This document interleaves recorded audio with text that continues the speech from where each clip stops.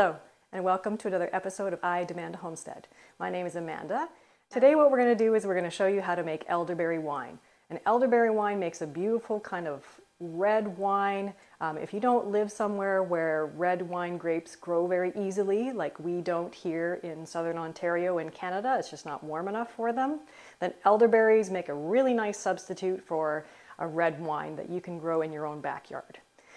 In fact, we started with just 3 elderberry plants, and within 3 years, they were huge, probably at least 12 feet tall. And from those 3 plants, we got about 2 bushels of elderberries. And elderberries, they grow kind of on a floret.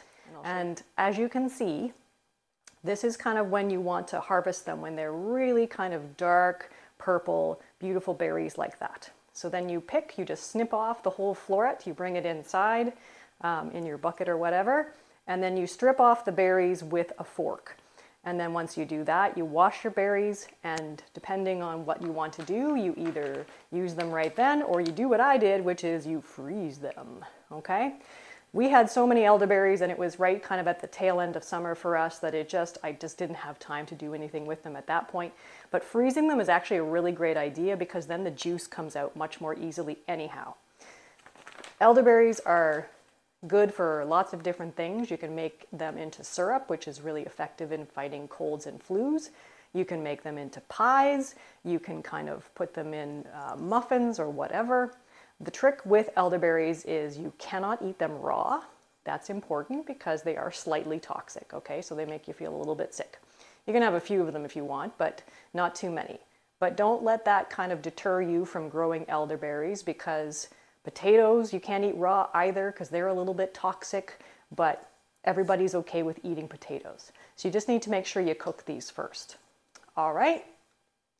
So today what we're going to do is we're going to make a batch of wine, which is a 5-gallon batch of wine, all right? So that's going to be about enough for about 28 bottles of wine. So based on my calculations, I'm going to need about 13 pounds of elderberries. And luckily for me, I have packaged these in 1-pound bags, which means that it's really easy for me whenever I'm making any kind of recipe just to pull the right amount out, okay? So what I'm gonna do now is I'm going to open up these bags. I'm gonna put them into my big sanitized primary fermenter, and then we'll show you how we go from there. All right, see you in a minute. Okay, so here is our 23-liter primary fermenter, and it is full of elderberries. All right, so as I said before, you do need to kind of cook these berries a little bit. So what we're gonna do is we're actually going to cover the berries and the juice with some boiling water. So what I've got going on is a big giant stock pot here, which is boiling. And so what we're going to do is we're going to pour that on top of the berries, the elderberries, and the juice.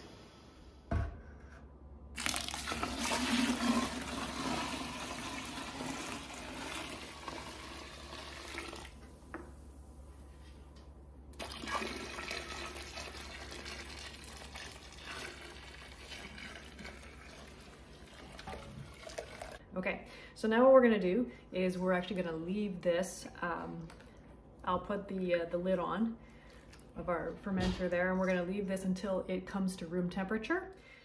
All right, so here we are now. We're day 2. Our elderberry juice has cooled down to room temperature, and now we are going to add a few more things to it before we throw in our yeast. Okay, so the first thing we want to do is add a little bit more sugar. So elderberries don't have enough sugar to kind of make a strong enough wine because we're aiming for that 12%. So I'm going to put in sugar.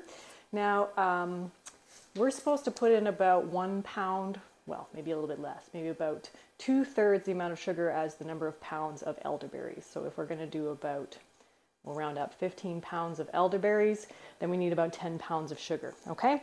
I'm going to do this a little bit slowly because last time I made this, I put too much sugar in, and man, it was a strong wine, a little bit too much. So I'm going to do this a bit slow and add it kind of a bit at a time.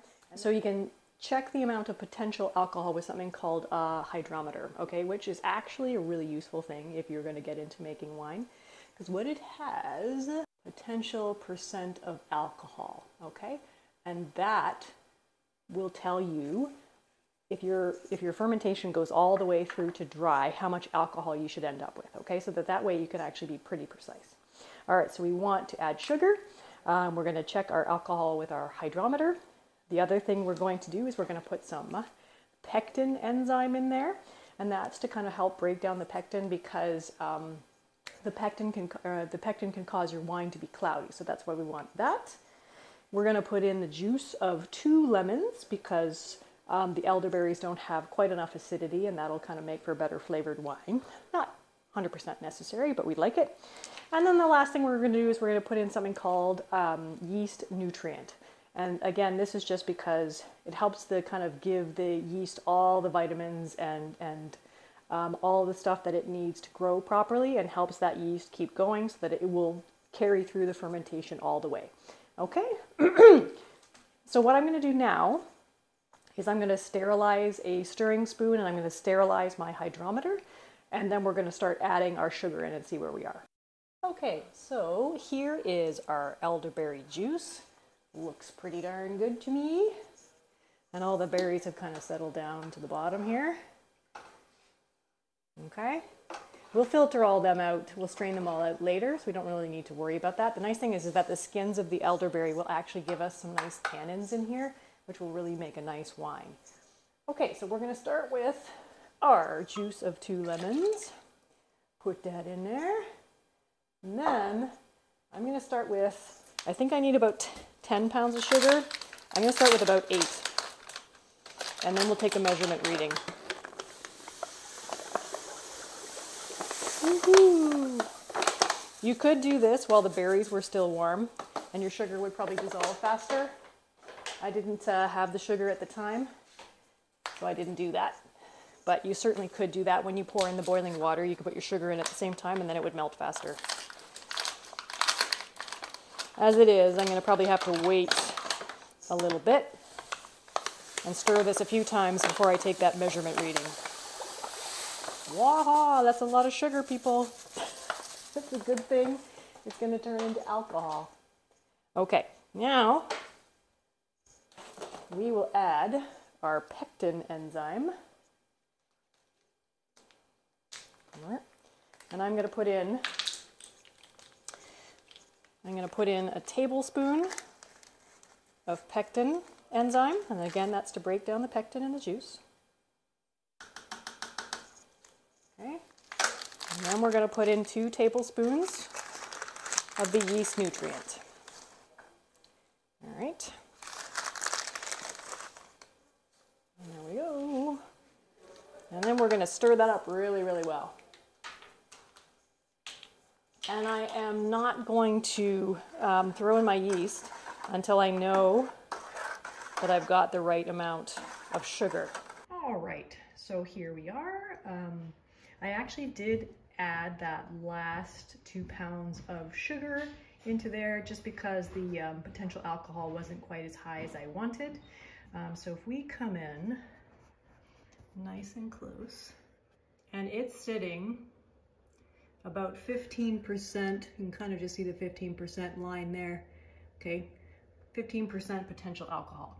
And that's actually kind of not too bad, because when I strain this out, I'm going to probably have to add a little bit more water into it to make up the right amount of liquid so that it fills up the carboy that we're going to rack this into.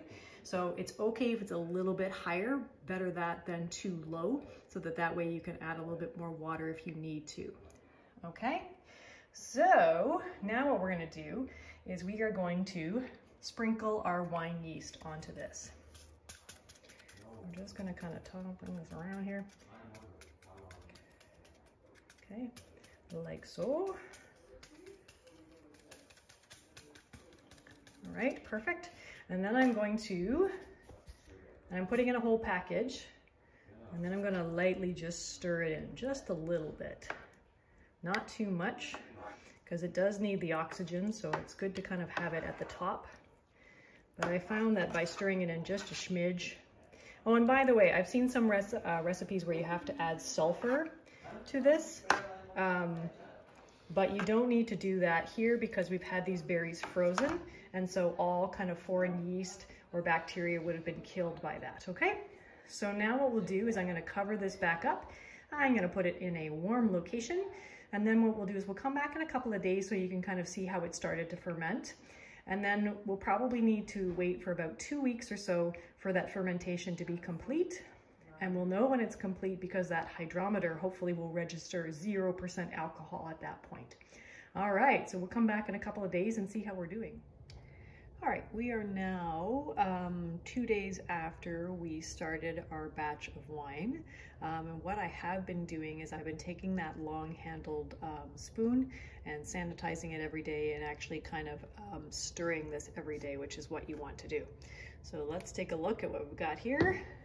You can see all the seeds are right up on the top.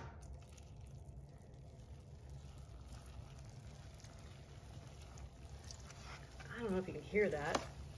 Right close. That's the sound of tons of bubbles because it is fermenting really, really well. So I'm just going to give this a stir.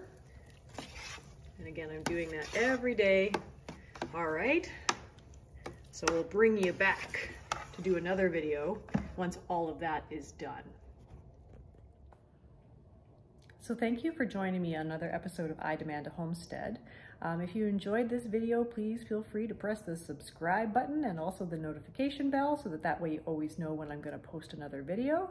As I said, what I'll do in a couple of weeks' time when the fermentation is done, we'll bring you back and then we'll show you how we filter out the elderberries as well as rack it into another container.